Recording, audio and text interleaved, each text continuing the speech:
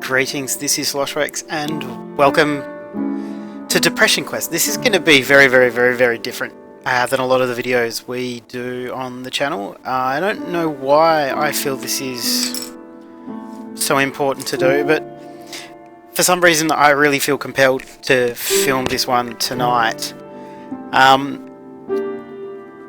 The whole world is currently kind of talking about depression and suicide and all that, and it's great that that discourse is actually happening, because so often it's marginalised and pushed down, and people say, just snap out of it, you'll be fine. And there are times and there are people, and sometimes you can't. It's really, to me, it's really good that so many people are taking it seriously at the moment, but I don't know if this is going to be something that continues, or it's going to fade away, or it's going to get pushed away, or it's going to go out of public consciousness or whatever. And I know we normally do silly little videos and stuff, but what I wanted to do today is I wanted to do a playthrough of Depression Quest, which I played as a browser game back when it first came out, and it really spoke to me. I've struggled most of my life with various levels of depression. I've had a few really low periods, a few very bad periods. I haven't since I met Mama Cass, which is pretty awesome. It's been 6 or 7 years since I've had a really bad depression phase. So what I really want to do is I wanted to play through this, and there's a lot of reading and there's not a lot of stuff that's going to happen visually, and I don't know if any of you guys will actually be interested in watching it, but I don't know. I just feel that I want to play through it, and I want to play through it for you guys, and I don't know if it helps any of you or not. I mean that would be fantastic, and I have my scotch, and yeah, I'm gonna stop procrastinating and let's just do this. I'm not going to read all of this introduction screen, it's just talking about the game, but as we go through the game I'm going to pretty much read everything, so if you don't like listening to me read stuff, maybe this video isn't for you. And it's probably going to be not so much fun and not so many laughs, so fair warning. But yes, I feel this is important and I would like to do this, so without further ado and me procrastinating, let's do this. So Depression Quest is an interactive non-fiction game about living with depression by Zoe Quinn, Patrick Lindsay, Isaac Shankler. And one of the big parts about this game that affected me so much the first time I played it is as your character, as you get more depressed as you play, when you're normally playing a game, you pick the best response, you pick the one that'll win the game, and this one blocks them off, but it doesn't delete them. You can see them, you just can't select them, and you'll see how as we go through it makes for quite compelling gameplay. I don't know how it's going to come out of video. I'm just going to go. Okay, so about depression. Its emotional character is probably most indescribable, except has a sort of double bind in which any/all of the alternatives we associate with human agency, sitting or standing, doing or resting, speaking or keeping silent, living or dying, are not just unpleasant but literally horrible. So let's go, and you'll see how this plays as we go. It is early on a Monday morning. You are a mid-20s human being. You have a significant other named Alex, who you are rather fond of, that you have been seeing exclusively for the past few months. The rest of your social circle consists of a variety of friends and acquaintances, some of whom you met at your day job, which is a little boring, but it does pay the rent. You'd like to be doing more with your life, as would your parents, of course they would, but you're still in the process of figuring out what that means and how to go about it. You're also dealing with motivation issues that sometimes makes dealing with these things difficult. You feel like this is probably your fault, and on bad days can feel inwardly angry and down on yourself for being lazy, but you're not quite sure how you can break out of it, or how other people deal with these feelings, and seem so very functional. You spend a lot of nights fixating on thinking about this, but never seem to do anything about it other than lose sleep. It is an unseasonably warm Wednesday evening. You've spent the past several hours at work. The past week or so you've found your job motivation flagging more so than usual. You've been in a fog practically all day today, simply going through the motions without realising even what you've been doing half the time, and yet time seems to be moving at half speed. You're so checked out that when your boss approaches you to tell you that it's dead and you can go home early, it barely registers. As you walk home, the streets hiss from the recent rainfall. You know that your significant other will be in classes until late, another couple of hours at least. You briefly consider using the serendipitous solitude to catch up on that project that you've been working on haphazardly for the past few months. As soon as you think about the work that awaits you at home, you can feel the panic creeping in from the back of your brain unbidden. All you can think about is how incredibly far behind you are, and the amount of work seems nothing less than unsurmountable. By the time you arrive home and change out of your uncomfortable work clothes, the stress is weighing down on you like a heavy, wet wool blanket. Your computer seems to be staring you down from your desk. You want to sit down and work, but the mere thought of trying to work sends your stress levels flying. More than anything, you feel suddenly and absolutely exhausted, and feel a strong desire to simply hide in bed. Do you? And this is the first place you'll notice. What in a game you would normally do would be click number 1, which is order some food, grab a drink, and hunker down for a night of work, which will get you the best results in the game. But we already can't click on that because at the bottom you can see it says you are depressed, interaction is exhausting, and you are becoming more and more withdrawn. You can also say we're not currently seeing a therapist, and we're not currently taking medication for depression. Those ones won't change as much as the one above. But we have 2, reluctantly sit down at your desk and try and make yourself do something. Turn on the TV, telling yourself you just need a quick half hour to unwind from work, or crawl into bed, you're so stressed and overwhelmed you could possibly accomplish anything anyways. I'm going to play this like I was in my 20s. I'm going to kind of pull myself back there as opposed to, just playing the game through, So we're not playing to win, we're playing it honestly. And back then, I would sit down at my desk and try and make myself do something, even if I did get distracted and procrastinated, I would try. So we're going to go with number 2. You make a stop at your fridge, turn your favourite playlist on and sit down to start working. You open the last file you were working on, and as soon as your hands touch the keyboard, your mind goes blank. All of the motivation and ideas you had when you arrived home vanish in a flash. Your brain seizes up and you find yourself physically incapable of any sort of productive thought. You take a break to loosen up, popping into your email inbox, Twitter, and various other internet-based distraction fodder. Frustratingly, this pattern continues throughout the course of the evening. Of course it does. As soon as you try and focus on work, your brain diverts all of its energy away from the task at hand.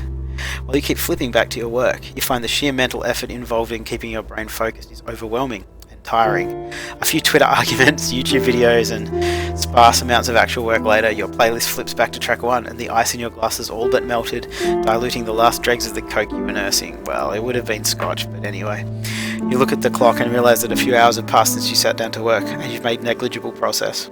I can just wake up early tomorrow and catch up, you think to yourself as you climb into bed, even though you know that never actually happens. You are very depressed. You spend a large amount of time sleeping, hating yourself, and having very little energy or motivation. I do like that they've made Alex is a boy's or a girl's name, so this can work with boys and girls. Oh no, there's a she down there. Okay, so yeah, that's interesting. I wonder if you can change the gender. Anyway, that doesn't really matter. It's a mild Friday afternoon. Alex calls you from one of her classes, telling you that there's going to be a really awesome birthday party tonight at her apartment that one of her roommates is throwing. You've hung out with this roommate a few times with Alex, and you get along well enough, but aren't particularly close. You don't have work in the morning and have nothing else in particular to do tonight. You are feeling kind of run down, but you have been fatigued most of the time lately. You mention that you're feeling ill because you're not sure how else to explain these feelings to someone else, and say that you aren't sure that you can make it tonight. There's a second of silence over your phone, but you can swear you can hear the sound of your partner's face fall. She tries to convince you anyway. You haven't seen her this week, and she sounds pretty insistent that you come over. She even drops a few suggestively worded hints that you can stay over with them tonight after the party. What do you do? I hate letting people down, so of course I would agree to go. You agree to go, even though you're not really feeling social. You know it's important to Alex and you'd really like to see her. Seeing her does make you feel better sometimes. and you hope that this is the case tonight, even if it does mean dealing with all the usual social anxiety. The time to leave rolls around and you grab your overnight bag. Alex's apartment is a short walk away, but there are already people hanging out on the porch. You feel your chest tighten, You feel your chest tighten as you approach the building and try to still your nerves. You quickly find your partner, chatting away with the birthday girl, and Alex immediately lightens up when she sees you. I'm so happy you came. I wasn't sure if you were going to make it. A young man taps her on the shoulder. She turns back to apologise and let you know that they have to do something for the party. Alex hands you a beer and plants a kiss on your cheek before going off to deal with whatever came up. As you look around, you don't see anyone else you recognise. So we can awkwardly stand in the same spot, put our bag in her room and hide there, cling to the back wall, sip a beer and wait for her to return, or proceed to drink in earnest. Now we're playing this honestly. This is my 20s, probably my 30s as well. I will proceed to drink in earnest to make myself feel better. After Alex walks away, you're not quite sure what to do with yourself. I'm actually going to have a scotch to drink with myself in the game. Scanning the party for familiar faces yields nothing, and you're not sure where your girlfriend or the birthday girl got off to. You look at the beer in your hand. You know you care a lot less about everything in general when tipsy, but you know you should avoid getting drunk and possibly emotional. You quickly down the beer, hoping that it will loosen you up a little. Down a few more as quickly as your stomach will let you handle the carbonation comfortably, and wait for it to take effect. By the time it does, Alex has already returned and is introducing you to people. However, all that drinking accomplished was making you even more tired and unfocused, and you stick to your girlfriend for the rest of the night, staying fairly quiet in group conversations. Later that night, as the two of you are both tipsy and dozing off, Alex cuddles up to you and lightly slurs, "I'm really glad you turned up tonight. To be honest, I really didn't think you'd show. It's really cool you did. Really." You know she meant it lovingly, but you're not quite sure how you feel about that. It's a little after noon on a muggy Saturday. I can't believe I read that wrong. It's a little afternoon on a muggy Saturday. Your mother has come over for a surprise visit. Yay! Claiming loudly that she doesn't see you enough, so she decided to invite herself over. As you converse, she walks around your place, and you get the distinct impression that you're being inspected. "So what's going on with you lately?" she asks abruptly. Taken somewhat aback by this left fielder, you tell her that you're not sure what she means. She repeats the question, saying that you haven't seemed like yourself lately. She gestures to the dirty dishes piled in the sink and notes the fact that you haven't called or visited in a while. Your reticence only seems to spur her on more. She presses you, asking if you're having problems at work or with Alex, and you're beginning to feel increasingly battered by her sudden well-meaning but overwhelming inquisition. Under her questions, you become increasingly uncomfortable. You want to be able to explain to her how you've been feeling, but the truth is you're not really sure yourself. Nothing horrific has happened at work or with your significant other or friends or anything like that. But all the same, you can't deny that lately you've just felt drained, as though you're not really here. You wish you could tell your mother these things, but she hasn't been approachable about negative emotions in the past. She's the kind of person who holds the opinion that the solution to any problem is to simply try harder and maintain a positive attitude and snap out of it and all that kind of stuff. A stance that has reared its head in past conversations when you've begun to explore the subject with her. You know she's unlikely to be understanding, and you feel the energy drain out of you again when you imagine what would happen if you managed to blurt out everything you're feeling. What do you do? And once again, if we could select it to win the game, to win life and all that stuff, we'd pick number one, which is let her know that you've been feeling down lately and that you appreciate her concern. We can't do it. So what we're going to do, I've always tried to be honest, so I would try to be honest with her anyway. You attempt to tell your mother how you're feeling, despite initial misgivings that you have about doing so.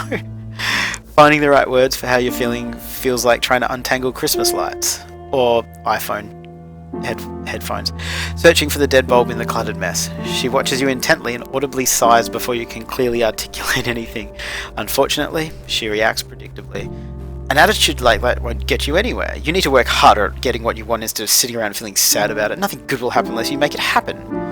She isn't angry or spiteful as she tells you this. You try to explain that it's not a matter of that, but you can tell you're not getting anywhere. The frustration chokes the words in your throat, and you give up on trying to push the subject further. You know she's giving you the advice that makes sense to her, and genuinely wants the best for you. However, she doesn't understand that it's not as simple as somehow deciding to be positive or work harder. It's that those things aren't viable options because of these feelings. You accept your defeat and the conversation drifts on to other subjects. She leaves after chiding you to call her more often and take better care of yourself. You sigh heavily as you close the door behind her and spend the next few hours laying in bed, staring at the ceiling. We are now very depressed. We spend a large amount of time sleeping, hating ourselves, and have very little energy or motivation. It is a lazy Sunday morning. You're idly clicking around online as your phone rings. Sam, a co-worker of yours that you're friendly with, asks how you are and makes hurried small talk with you. You typically only ever talk to him on the phone when one of you needs a shift covered, so it's slightly awkward. You're waiting in anticipation for him to ask you to come in on short notice when he veers the conversation in a completely different direction. How do you feel about cats? He asks. Mine had kittens a few weeks ago, and I'm having an awfully hard time finding a home for the last one of the litter. You don't have any pets, right? It takes you a moment to process this new information, and you're caught off guard as he begins to earnestly try to sell you on the idea of taking the last kitten off his hands. It's not something that you had specifically considered before, and he seems fairly insistent. She's a real sweetheart. She really loves people. She's got all her shots already taken care of, and the vet said she's as healthy as a horse. I can bring her over by your place tonight if you're interested. You look around your apartment and try to picture a cat in it as he continues to tell you about how cute she is.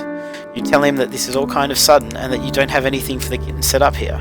Oh, don't worry about that. I can bring over a litter box and food and all that, since you'll be really helping me out of a fix. It's the least I could do. I just don't want to have to put her in a shelter. You can't help but feel like you're being guilt-tripped, but you decide to give it some serious consideration. It does get awfully lonely around your apartment, and it might feel less empty with a cat around. However, since you've been feeling so down, it might not be a good idea to take on the responsibility of a cat, even if they are fairly low maintenance. What do you do? See, we can't select take the cat, knowing full well that you can take great care of it, and we can't decline, even though you're totally capable of taking care of it. You're not much of a cat person, so we don't have the options of those. And once again, we're playing this as me in my 20s. When I was in my 20s, I was at a party, and I watched some of my friends, their cat had kittens, and I remember saying, very drunk and leaning on a wall, I said, I'll have that one. 5 weeks later, they rocked up with a tiny kitten and said, here you go. And I would have got Meckins when I was 21. I'm 35 now. He's still here. He's been by me through all the good and all the bad, and I'm just glad he's going to live forever, and all that kind of stuff.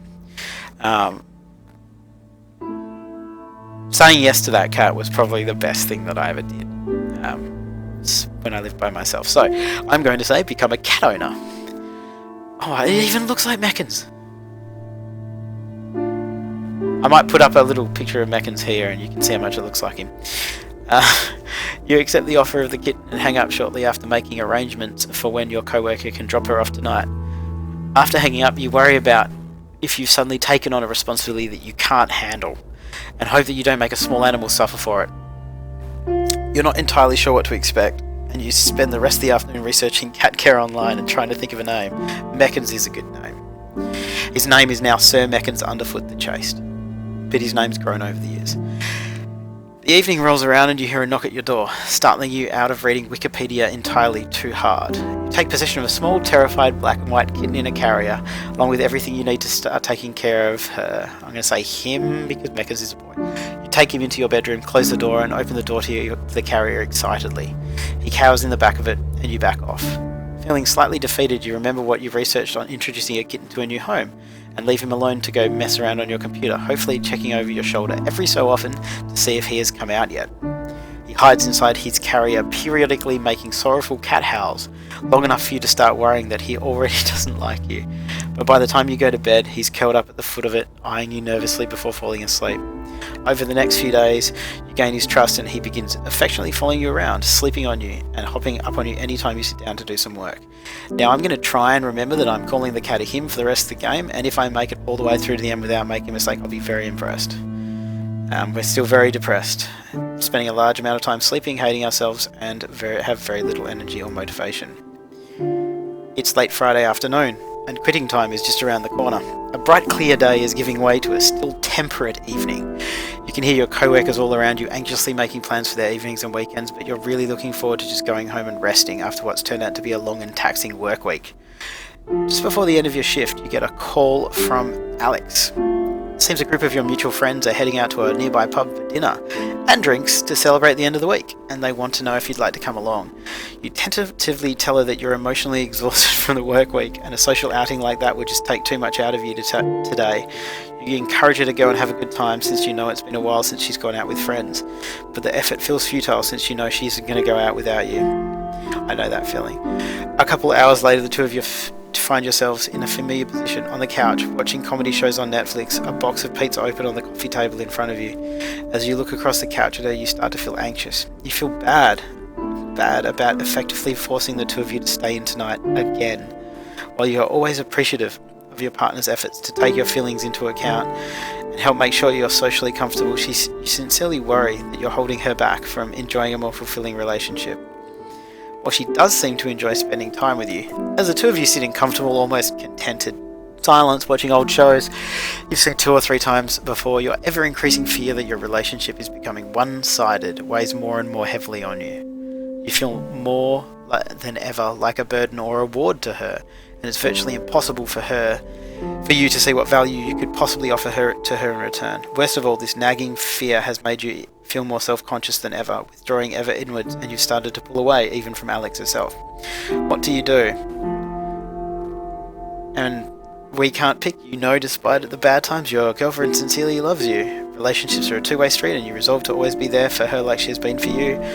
And we can't tell her how important she is to us because we are too self-conscious. As we're going with me, I would always ask, because I hate leaving things unsaid, so ask Alex if she's happy with our relationship.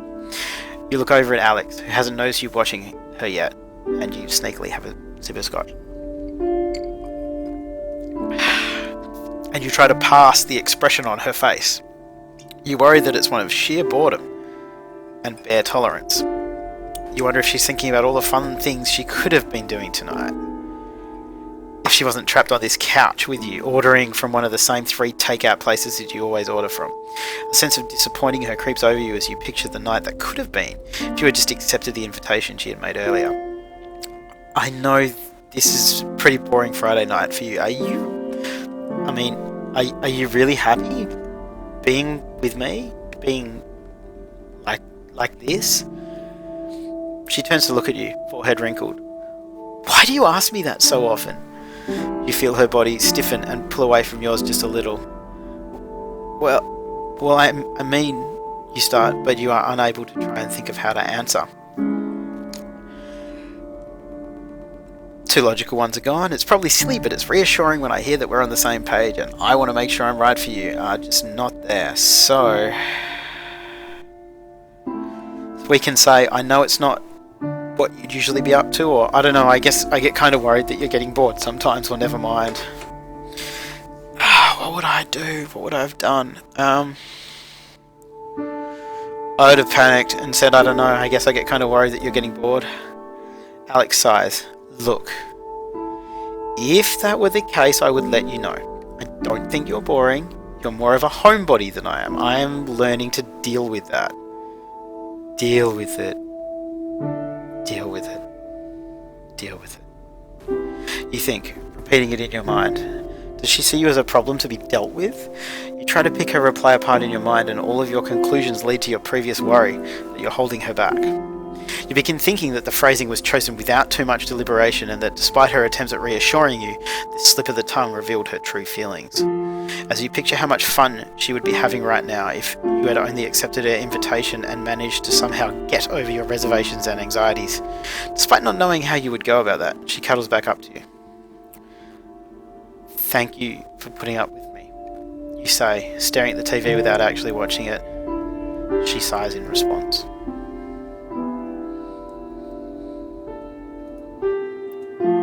It is a breezy Sunday afternoon. You followed Amanda, an old friend from school that is in town for the weekend, to talk to you. You've allowed Amanda, an old friend from school that is in town for the weekend, to talk you into leaving the house for a coffee and a catch-up. You meet her in a small cafe and talk about what you've been up to since you've last seen each other. You can't help but feel like they are a lot more accomplished and interesting than you are while listening to them talk about their life after school. When it's your turn to brief them on your activities, you feel anxious and ashamed and give a very abbreviated version. You try to talk about your job as little as possible, and you feel incredibly boring when you describe it, despite her expressing sincere interest in you and your life. Amanda has known you long enough to read your mood and tone of voice. She leans in to ask a question, more gently touching your hand, a look of genuine concern on her face. What's wrong? Do you do the ones we're unable to do? Suggest a change of location and confide in her honestly? Test the waters and open up a little, hoping she'll understand? Insist that nothing is wrong and change the subject? Defensively ask what she means by that, or notice that your hands are shaking? I never got defensive and angry and snapped at people when they asked me. I more looked at myself and got withdrawn and stuff, and self-conscious, so I think I would have noticed that my hands were shaking and then just kind of focused on that. It's such a small question, but it feels like a blow to the gut. You surprise yourself when you realise that your tightly clenched fists are now beginning to shake slightly. Despite your best efforts, you feel tears begin to sting at your eyes. You try to disguise this by tilting your head up and praying that they'll suck back in. She suggests that the two of you get out of there, and you feel mortified. She offers to go back to your apartment with you, but the two of you end up talking in her car for 2 hours as the words just pour forth from you. Amanda seems unsure of what to say at times, but she listens and rubs your back as you sob and talk. She asks if you've gone to a doctor about this, and you admit that you haven't. She mentions that her mother is seeing a good therapist in town and offers to ask her about it. You're not thrilled about the idea of going to a therapist, and even less thrilled that Amanda might be telling someone about your problems, but she persists and tells you she'll email you the doctor's contact information later in the week. It's a glaringly sunny Monday, one of the few days that your brother Malcolm is in town and free long enough for you to actually see each other. You have a dental appointment that day, but you make plans for him to pick you up afterwards. Your appointment takes a little longer than expected because your dentist tells you that you've started grinding your teeth in your sleep to a worrying degree. I grind my teeth really badly. Given how nearly everything in your life has been, wonder if this will work. I've always wondered what that sounds like from outside my head, so now I can do this when I rewatch this. I'm sorry to your ears if that hurt. But yes, I do that in my sleep. Poor Mama Cass.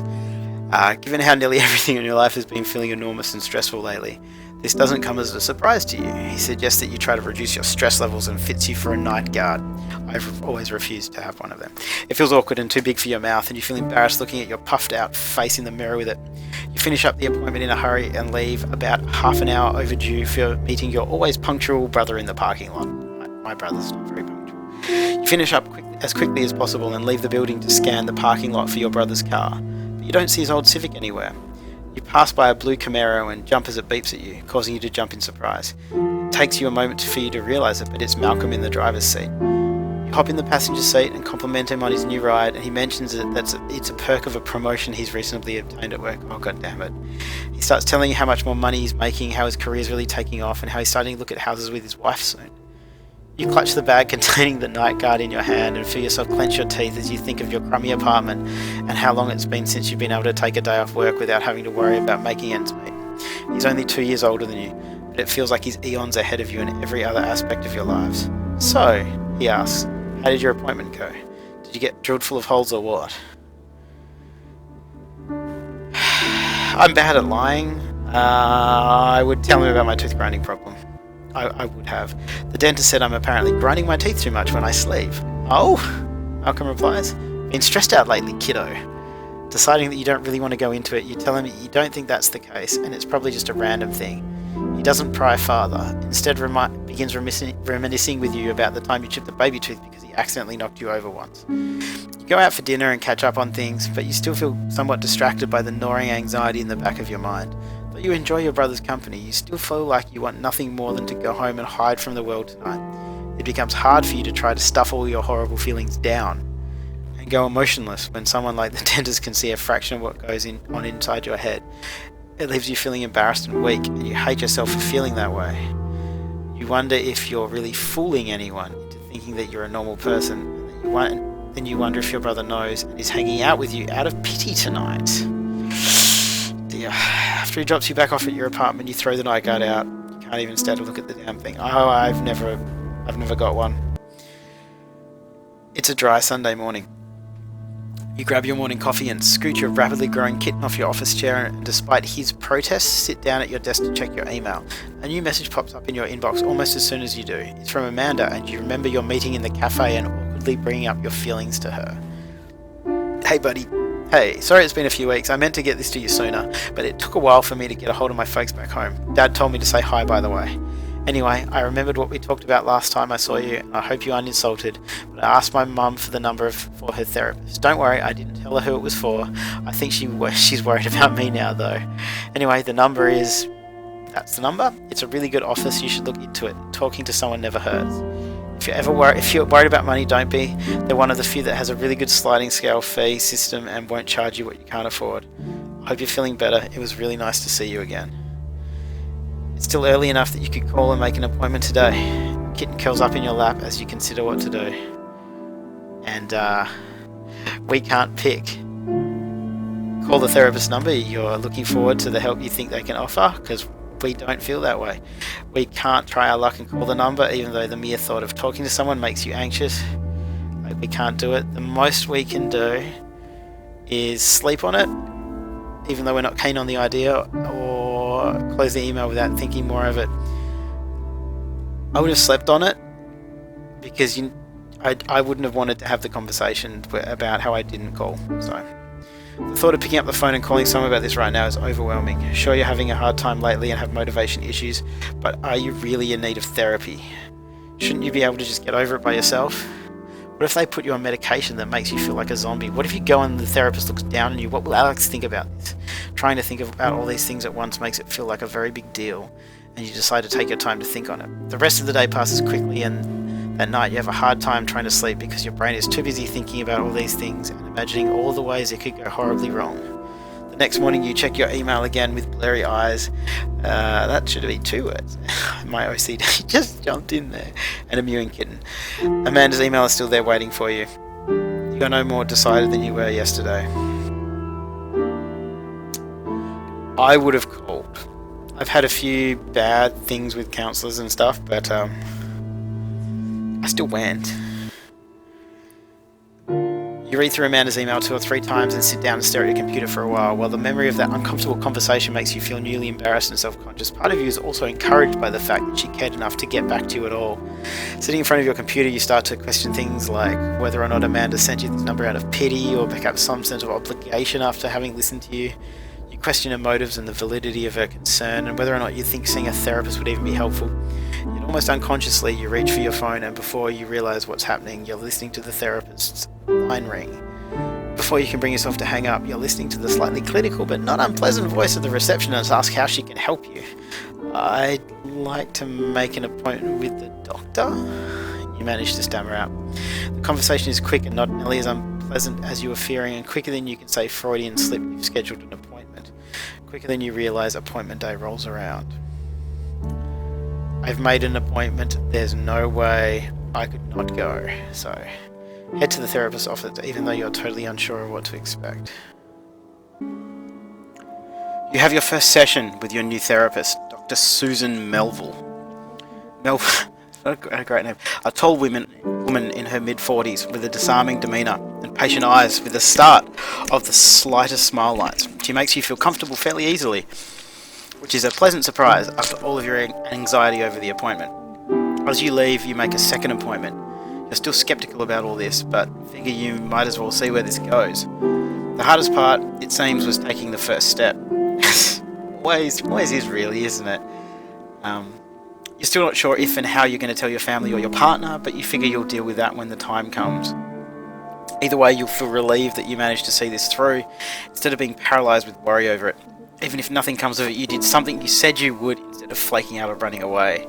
Exactly. You are emotionally exhausted when you get home and collapse into bed. You sleep better that night than you have in a week. You're not sure if it is because you were so tired when you got home or if it's because of the therapist. We are still very depressed. We spend a large amount of time sleeping, hating ourselves, and have very little energy or motivation. But we have spent some time on a therapist's couch. You're having difficulty finding the motivation to continue going to your sessions, though. It is early on a Wednesday morning. Lately, you've developed a nasty habit of waking up 10 to 20 minutes before your alarm rings, and unfortunately today is no exception. You lay in bed, each minute ticking closer and closer to wake-up time, and passing on a swelling wave of ever-encroaching dread. Sooner than you'd like, your alarm blares with caustic inevitability. That's a hard sentence.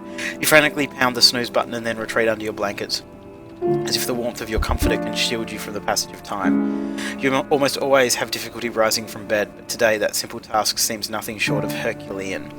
After several snooze cycles, you decide that you just can't deal with work today. You're incapable of even rousing yourself from bed, let alone going into work and having to force yourself through a work day. Not to mention, you've snoozed so many times that it would be impossible to make it now on time anyways. What do you do? Hop out of bed and start getting ready for work. You'll be late, but it's better than not going at all. It's not available.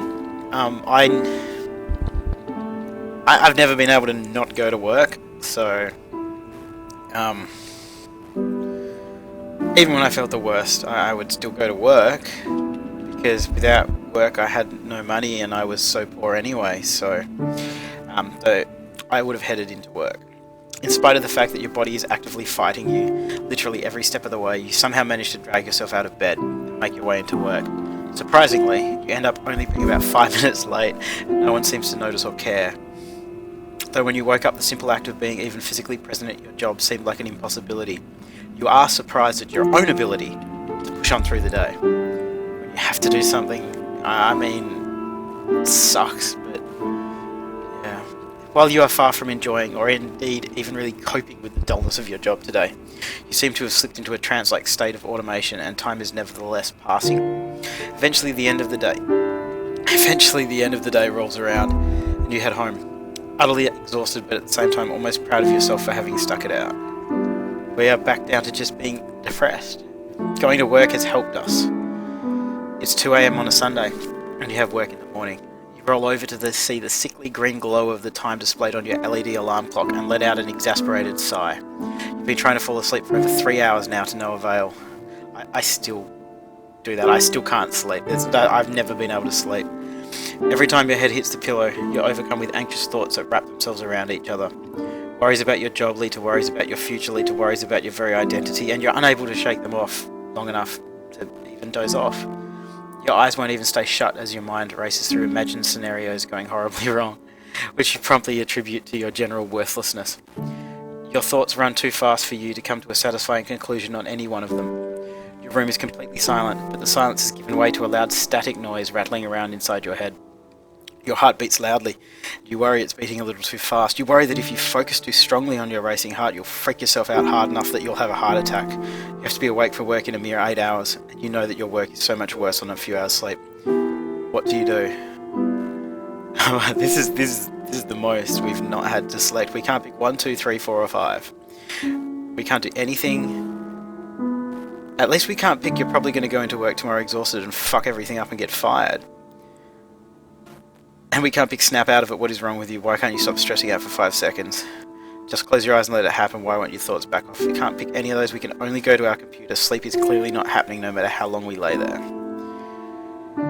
You get out of bed and head to your desk. Laying in bed with nothing but your thoughts to keep you company makes you feel like you're going insane. The harshness of the light coming from the screen makes you squint as you turn it on, despite how often you find yourself in this exact situation.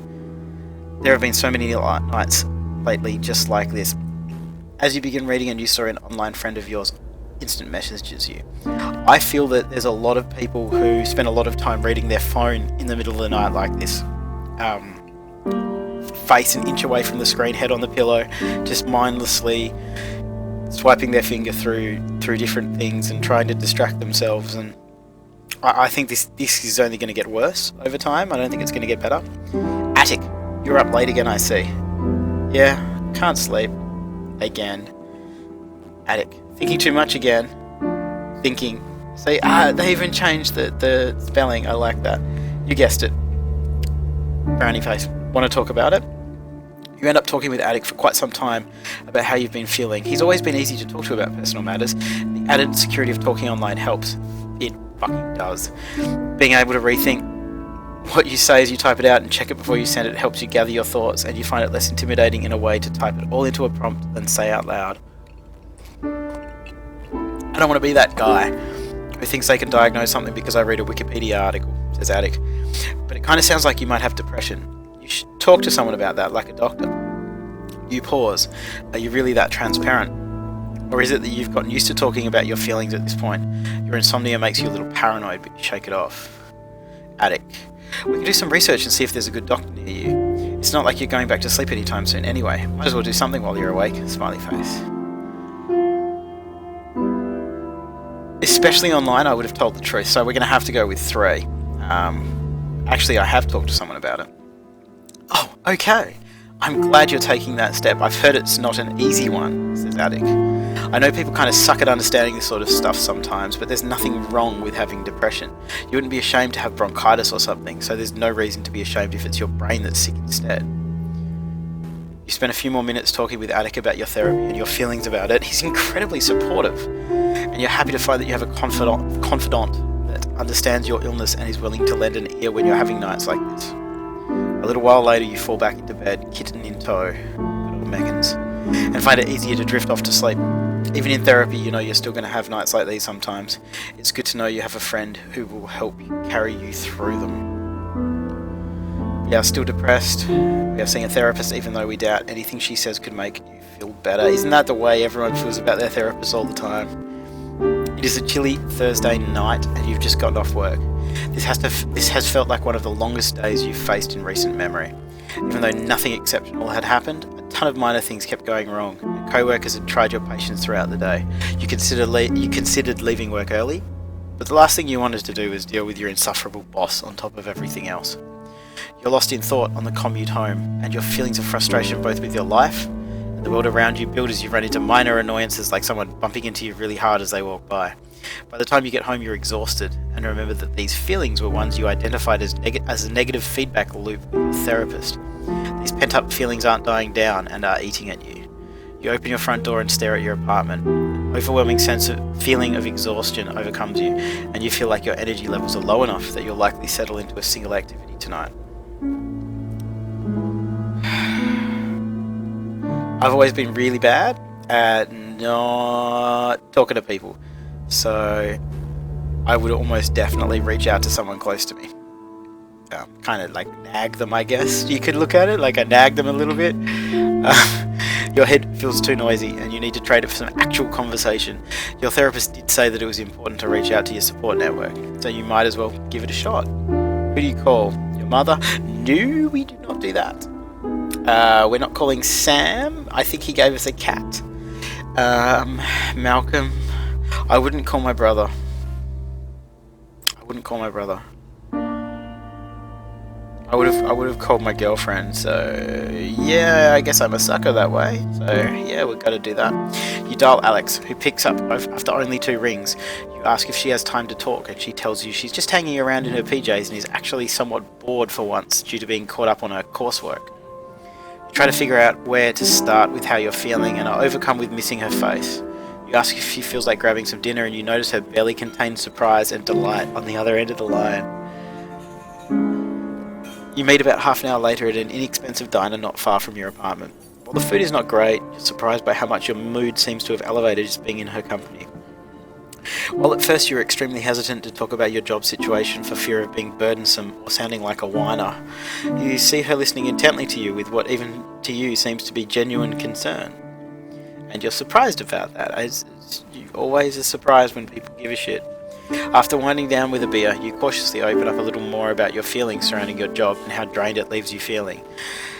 How you feel like you're simply existing, selling days off of your life for no real purpose. Isn't that every job in the world, though? I've never had a job that feels any different. Other than this is what I look forward to. So anyway. You surprise even yourself when you start talking about how frustrated and stymied you feel by your job, about how you used to feel passionately about things but feel like all your energy and capacity for creativity is getting leached out of you each and every workday. You can't remember how long it has been since you've externalized this much raw emotion. The 2 of you spend several hours in that diner booth, long after your half-eaten food was cleared and the waitresses stopped filling your coffee cups. As you get up to leave, a sudden wave of self-consciousness washes over you and you suddenly feel incredibly awkward. Then Alex stands up and grabs you tightly around your waist. You realise that, short of boring her with your seemingly endless rants. She's simply happy to have gotten a chance to spend real time with you.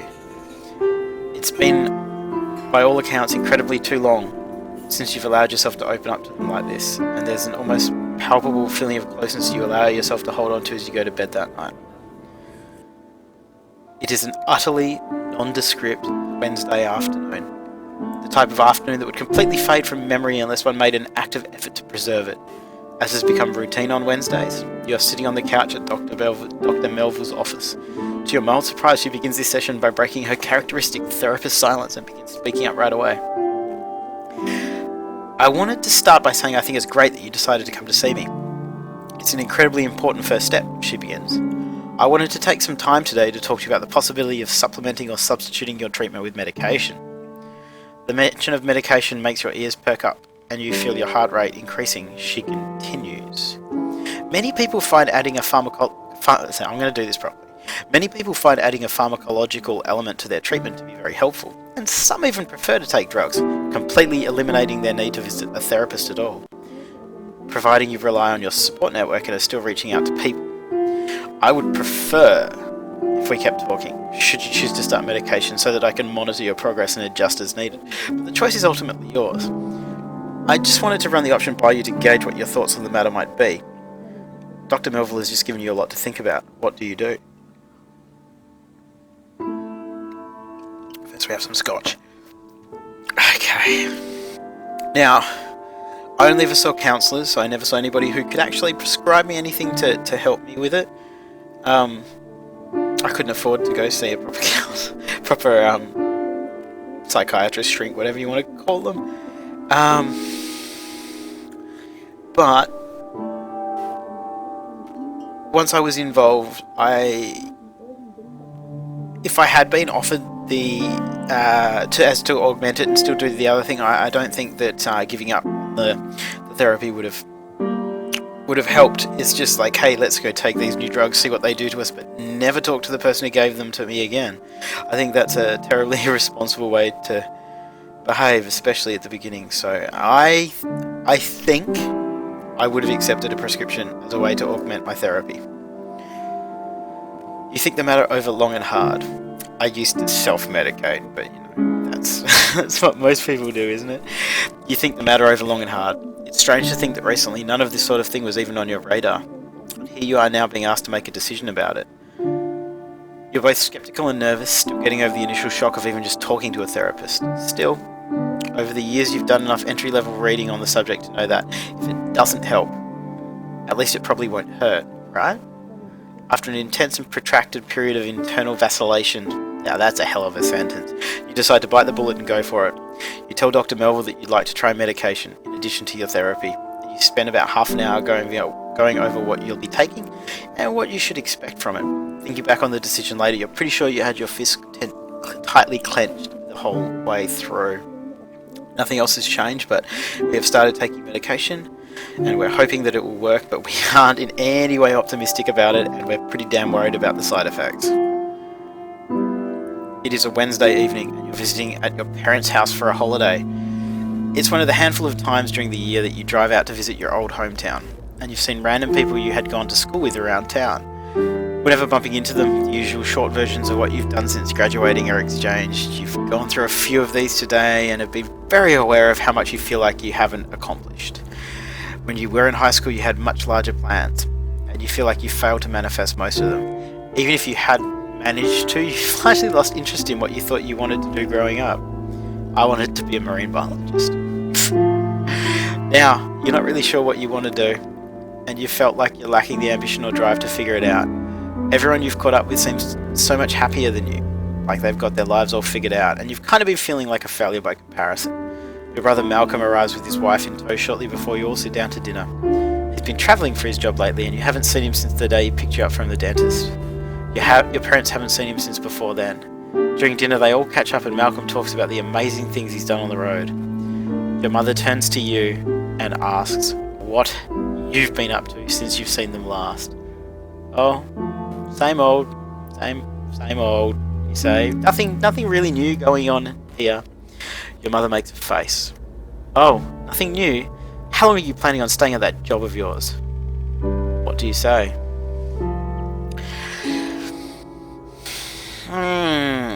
What would I have done in my mid-20s?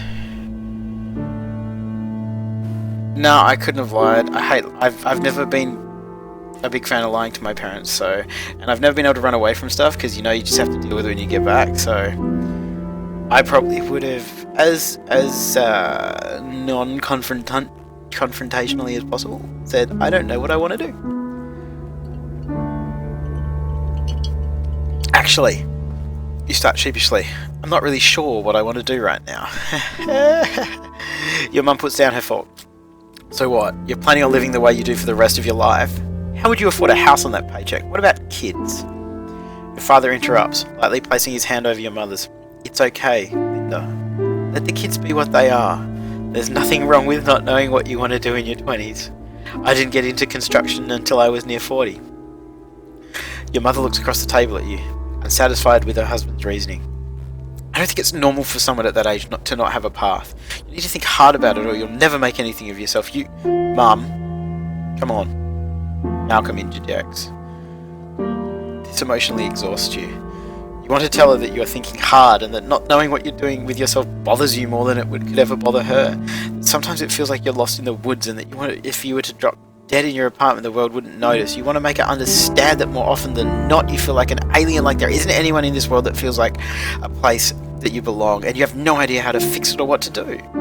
You wish you could find the words so she could understand that being looked down on for this kills you and drives home the feeling of being a total outsider. Instead, you get very quiet for the rest of the meal while your mind goes numb. Everything inside you feels exhausted. It is a rainy night. You are hurrying through the rain to Alex's apartment at her behest. Though your pace is quick, the rain is steadily soaking up your pant legs as you traverse the town, and it is darkening your already poor mood. The call came while you were at home after a day of dealing with abnormally frustrating people. You spent the afternoon trying to unwind and get some work on your project done. Alex called and interrupted one of your try to make progress, get frustrated at not making progress, have a harder time making progress due to frustration. Repeat. Loops. And you haven't fully shaken off the feelings of being annoyed with yourself from it yet. You knock on her door, and on the third knock hear a voice call from further in the apartment to come on in. As you cross the threshold, dripping rainwater all the way, you notice the lights are turned down very low in the apartment. You squint to navigate as you clutch to your damp umbrella, but you end up hitting your shin on a side table, mumbling a profanity under your breath. You barely make out Alex emerging from the hallway, clad in what looks like to be a robe, with the bare skin of her legs peering out underneath. Why don't you come in and warm up? She asks in her designated, slightly cheesy, sexy voice. I'm not going to do a sexy voice. I'm very sorry. After a beat of silence, she states more naturally, my roommates are out of town this weekend, so I thought it'd be nice to have a little bit of fun while they're away. You appreciate her affection, but you're way too wrapped up in your own negative feedback loop to be in the mood right now. What do you do? I could never say that kind of thing out loud, so I would have tried to unwind with her before getting physical. You look at her standing, barely lit, and notice there's a few candles scattered around the apartment. It occurs to you that she's tried to make this night special for the two of you, even though you have a tight knot of antisocial frustration in your stomach. Seeing how much she cares makes you want to try to melt it away so you can show her how much you care that she's gone through all this trouble. However, you desperately need to shift gears first before that's even possible. You look amazing. Let's have a drink together, you suggest. Brilliant idea! Hoping that this will give you the push you need to get in the mood. You go into the kitchen and pour the two of you drinks, trying to focus on letting go of your bad mood. You sit down on the couch next to her and she cuddles up to you instantly. What should we toast to? She asks as she takes her drink. You think for a moment, passing up the cheesy to us option. You say what's on your mind, letting go of your bad day. To tonight. The two of you cheers and you ask about her day. Conversation turns flirtatious and the two of you find yourselves in the bedroom shortly after. You find that you're having trouble getting into things physically with her, and remember that diminished arousal was a possible side effect of your medication. You'd hope that you were part of the population that wouldn't be affected by it, but it seems as though this was not the case. However, you are still able to enjoy the closeness with Alex and fall asleep together happily. I don't know what to say about that. We'll move on. That's never a good feeling. It's an early winter evening, and even though it's not particularly late, the time of the year is late in the sky and almost prematurely dark and cast. Day after day, just like today, you trudge home from a job you have increasingly come to hate. On this day, your job misery seems to have reached critical mass, and not even shedding your rain-laden and uncomfortable work clothes helps you to unwind from your workday. You collapse into your couch, blank and numb. While your job always seemed to be just an unpleasant reality of existence, it was a position you sort of fell into unexpectedly, never intending to work there long term, and it's getting harder and harder to keep up. While it's certainly not your dream job, you've always sort of stuck it out of necessity before. But it's become increasingly difficult to do that. Though you couldn't even begin to imagine what else you could do, you find yourself face to face with a question you just can't ignore. Is your complacency worth the price of this level of misery? That's a very good sentence. What do you do?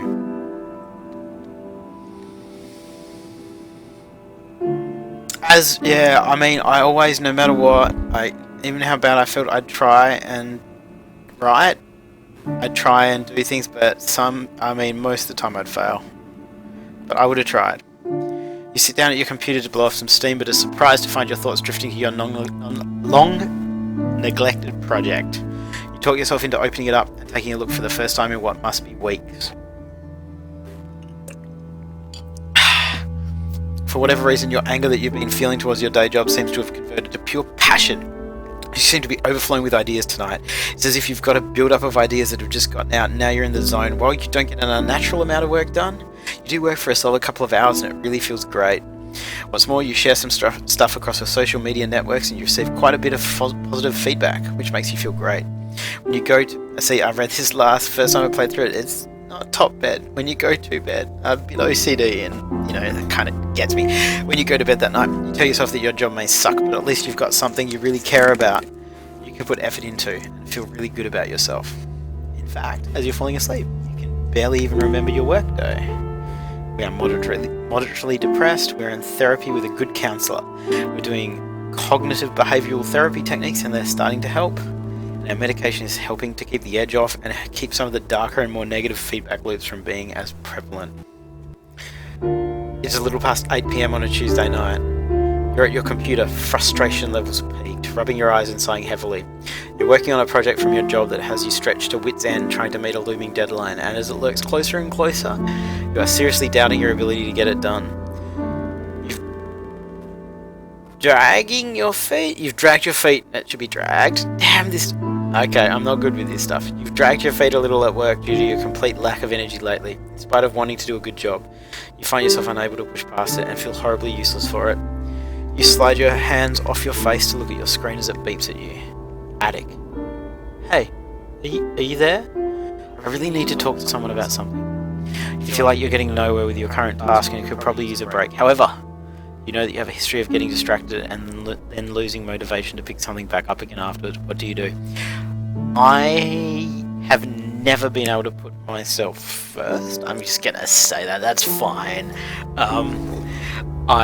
There's nothing I could do other than answer my friend.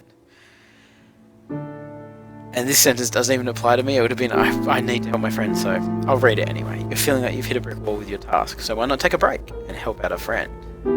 Hey, what's up? Oh good, you're there. I just found I got cheated on. I don't know what to do. Oh no, that's horrible. I probably would have written something along the lines of, are you fucking kidding me? Or, that's fucked, or, fuck.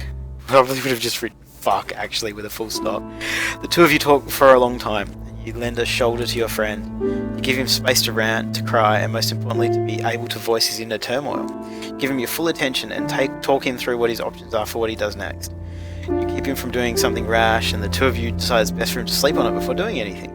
Exhausted, he departs for bed and thanks you for being there to talk with him. Of course we'd be there, man. I mean, that's what friends are for. As you close the I am window, you feel horribly sorry for your friend, but happy that you were able to help. It serves as a tangible reminder that you are capable of being useful to someone instead of solely being a mess that needs everyone else's help. You boot up your work project and find that you're suddenly able to get some solid progress done on it that night. We're moderately depressed, but everything else is the same. It is a sunny I'm going to start that again. It is a sunny Saturday afternoon. You are in deep thought on the way home from therapy. However, you notice at this time that you are not in the same negative feedback loops you usually get trapped in when being this introspective. You realise that, although you still have your bad days, your lows aren't quite as low as they used to be. Your antidepressants bottle rolls around your dashboard as you take a left turn. You've been on this medication for quite a while now after a period of trying a few different kinds, though you still have minor side effects that they've overall become an unnoticed part of your life. You feel as if your life has generally changed for the better recently, and you begin to wonder if you need them anymore. You don't feel as much despair or hopelessness, and you hate yourself a lot less these days. Maybe it's time to stop taking these things. I seem to not really need them anymore. What do you do? First we have some scotch.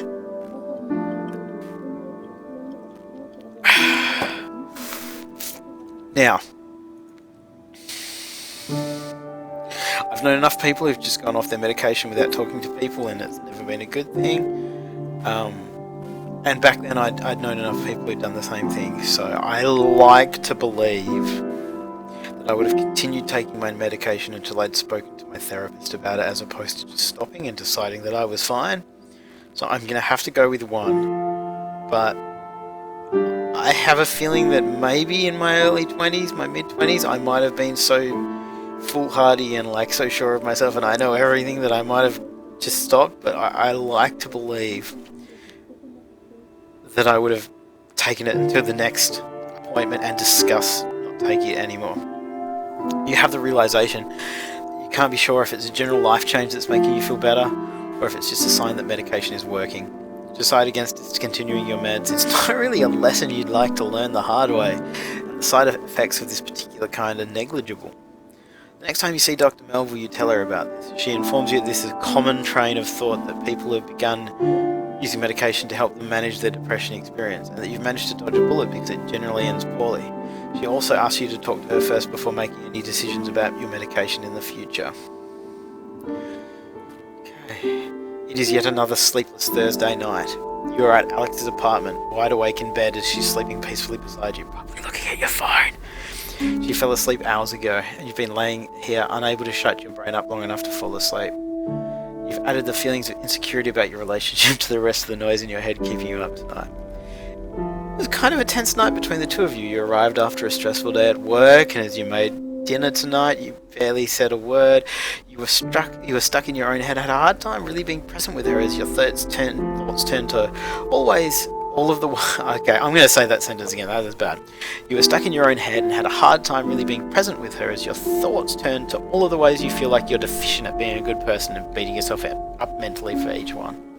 She told you she could tell you were in one of your moods, and said she wouldn't push you, but missed talking to you as the two of you sat on the couch together. You wanted to tell her how much you love her, but you couldn't make the words come out right, and ended up sounding defensive instead of her. Yeah, God, yeah. As you lay there next to her now, you trace your fingers across her arm just lightly enough to not wake her. You still haven't explained your depression to her. Wow. I can't imagine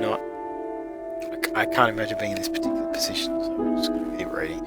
Or how you've started seeing a therapist, or that you've been taking medication. It's starting to feel more and more like a secret you're keeping instead of something she simply doesn't know about you yet. Fucking oath. Yeah, that right there. It's becoming more and more apparent that it's impacting your relationship with her, and you feel guilty about this. However, you're also terrified that if she knew exactly how fucked up you are, that she would leave you. You're already worried that she's only with you because she doesn't realise how terrible a person you are yet, and that you're afraid this will be the final thing to expose you. She stirs in her sleep and squints as she opens her eyes. With the confusion that comes with waking up, she asks you if you're awake and that if everything's okay. Okay.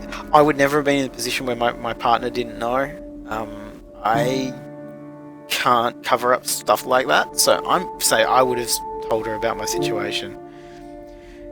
You feel like a jerk for accidentally waking her up, but you're afraid if you put this off any longer that you won't find the strength to tell her everything later. No, actually, everything isn't okay. Can I tell you something? Something important? Alex sits up, rubbing the sleep out of her eyes. For the rest of the night you lay side by side, holding hands as you tell her everything. You tell her how it's more than just feeling sad sometimes, how you feel trapped by your own mind sometimes, how sometimes you feel nothing at all and how you can't shake it off. You tell her how you've started going to therapy, how you feel embarrassed about it, how it's working out for you.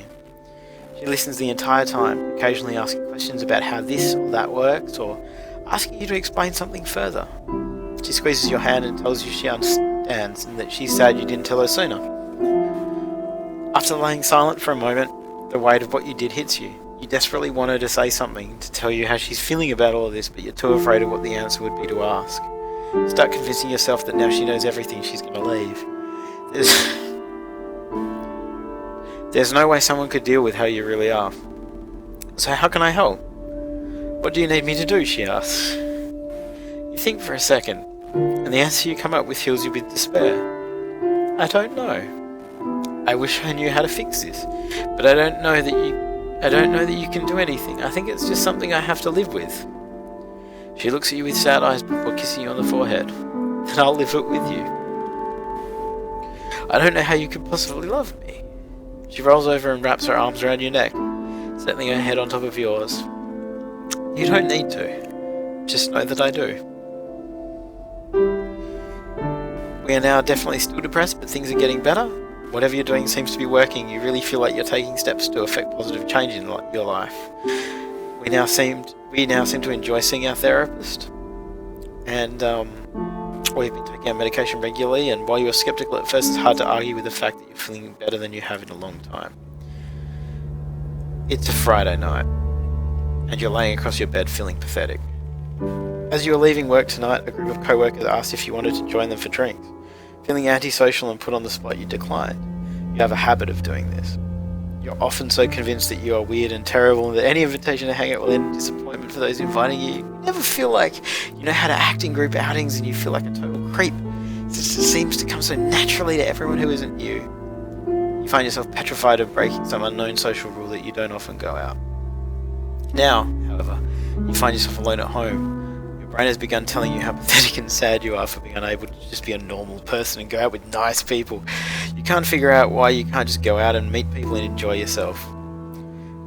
At the same time, you're also feeling no one would possibly want to hang out with you if they really knew you, because you're dull and weird anyway.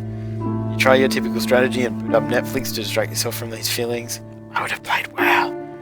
But frustration with yourself builds, and you realise that you have to do something else with your night, anything else to take your mind off how awful and lonely you feel like right now.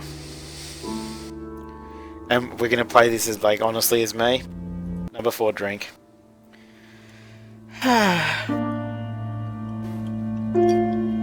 Scotch will get me through this bit. You go to your refrigerator and are greeted by a reminder that you need to go food shopping. The only thing in the fridge is a collection of condiments and a bottle of white wine your father got you for your birthday. You were thinking of saving it for a party, but tonight you're feeling like you'd never be social enough to have one anyway. To quote Fight Club, a fridge full of condiments and no food. How embarrassing. Attempting to uncork it with an attachment on a can opener, you manage to get cork into the wine itself. Gross! Guessing to yourself, you take this as a sign that you really do manage to fuck up everything that you touch, not just acknowledging the fact you used the wrong tool to open a bottle of wine. Deciding against using a glass, you bring the entire bottle with you into your room and drink in earnest, hoping this will take the edge off the anger that you feel towards yourself and dull your emotional state. You quickly down the bottle, spitting out bits of cork as you go. However, after you have calmed down, you do remember that your medication compounds the effects of alcohol, and you find yourself very drunk very quickly. Unable to do much else, you kill time on the internet and manage to post a incoherent status update before wandering over to lay on your bed. Your cat sits on your chest as you pull your phone into view, the ceiling spinning above it. You drunk dial Alex and the phone rings multiple times before going to voicemail. Since it's Friday night, you assume this means she's out partying with her friends. You leave an embarrassing voicemail apologising for not being cool and fun enough to go out with her on nights like this. You close your eyes after you hang up, hoping to get the room to stop spinning. Your inebriated state makes your depressed thoughts even more intense, and you pass out in a state of self-loathing. This really didn't help. Yeah, it didn't help at all, did it? It is a cold Saturday afternoon. You've just arrived at Alex's apartment and you're happy to finally see her after a week of absence due to your schedules not lining up due to work and school. You hug her in the doorway, but she breaks away sooner than normal and sits down on the couch as you take off your sneakers and lay them in the usual place right next to hers. It's something I was hoping we could talk about, actually, she says. You feel anxious at hearing those words and move to take a seat on the couch. Of course you can feel anxious, those are fucked up words. Your heart starts to race. Is this one of those we need to talk situations? Has she finally had enough of your baggage? Did the week apart make her realise how much better things are without you? She sits down across from you on the couch. You can tell by the look on her face that she isn't looking forward to saying what she's about. Turn, you feel your grip tighten on the couch cushion. So, nothing ever starts with so that's going to end up well. She starts. She breaks eye contact and takes a deep breath, which spikes your anxiety.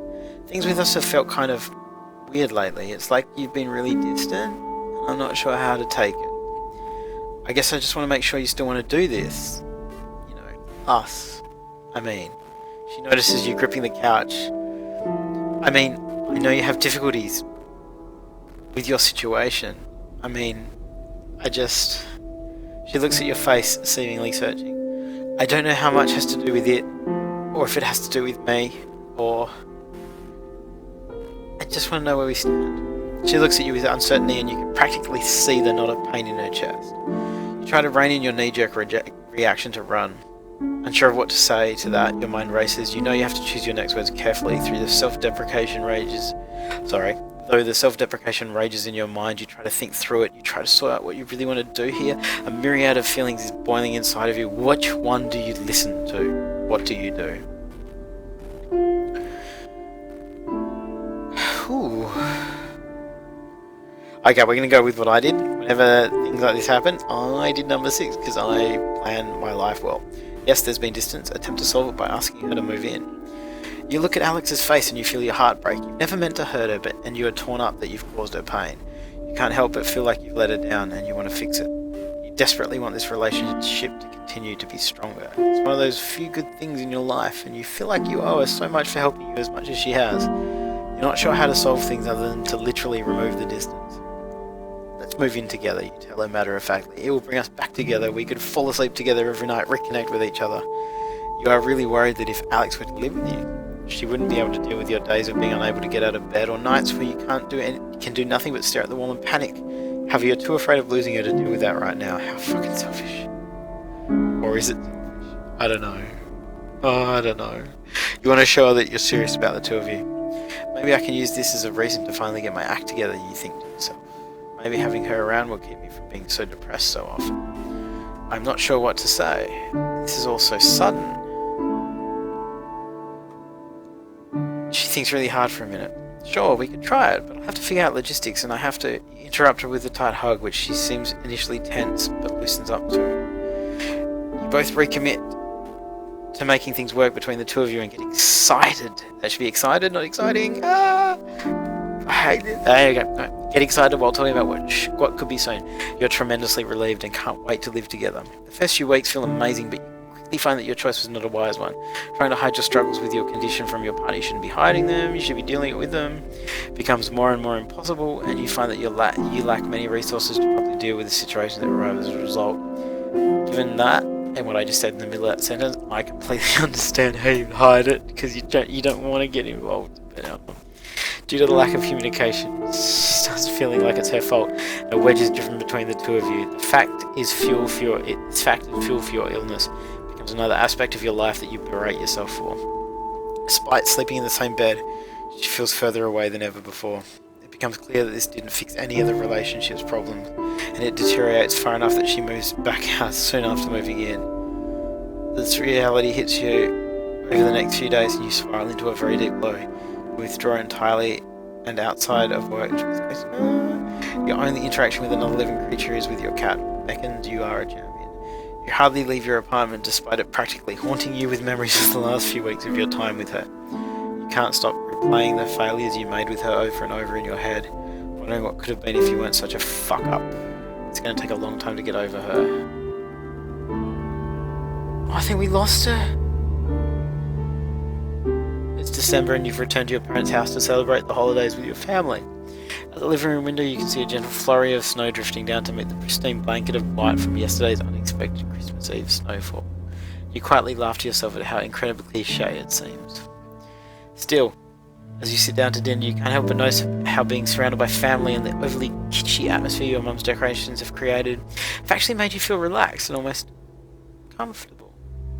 Your mum is running around frantically checking the oven and the stockings and just generally trying to family time it up, while your dad sits at the head of the table drinking a beer and laughing with your brother Malcolm.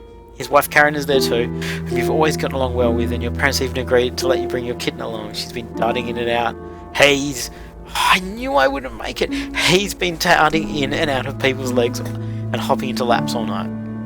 As you thoughtfully munch away at your turkey, listening to the conversations around you, your thoughts drift back over the last few months.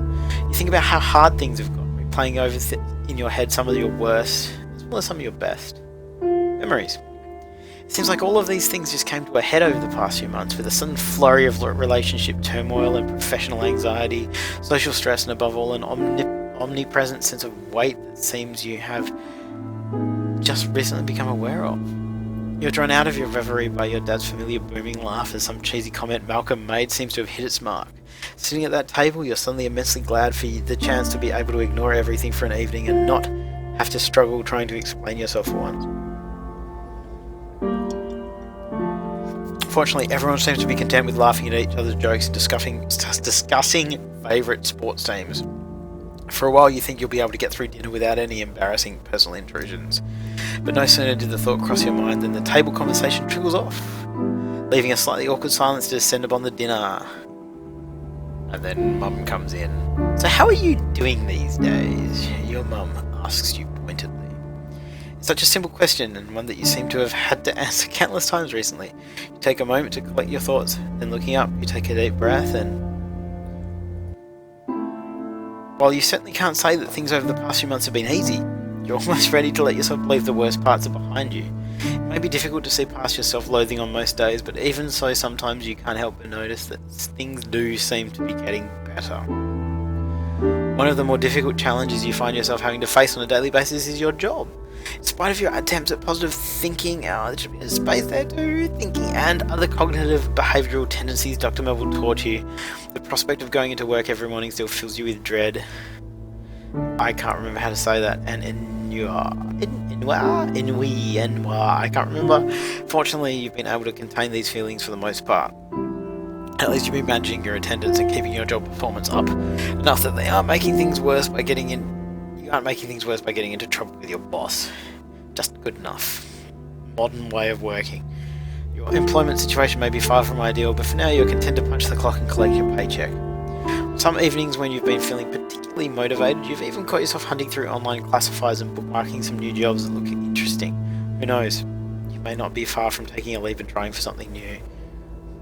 It's been some time since you've hung out with any of your friends in earnest, and now that you feel like you're coming out of the woods, you're beginning to feel self-conscious about having alienated them over the past little while.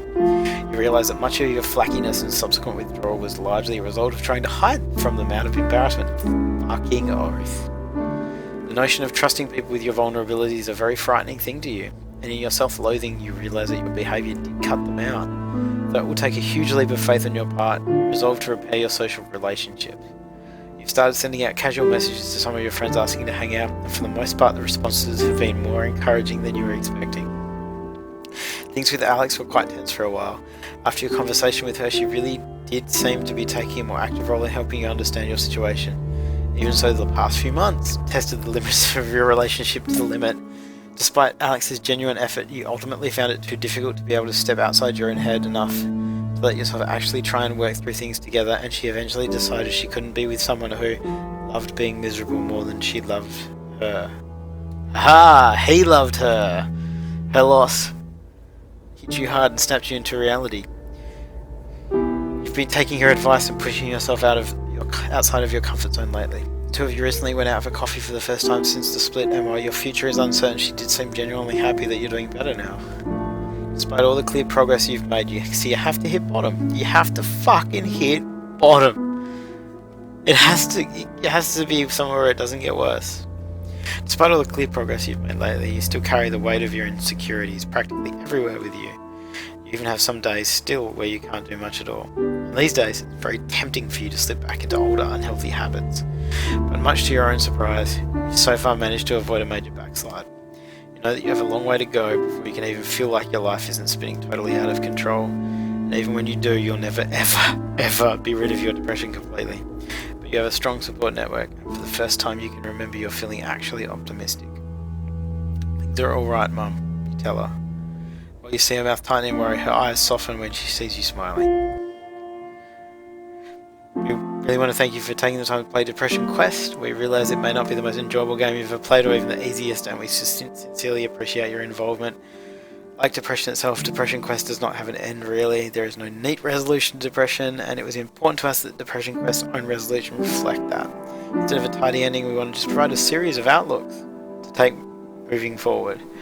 After all, that's all we can really do with depression, just keep moving forward, and at the end of the day, it's our outlook and support from people just like you that makes all the difference in the world.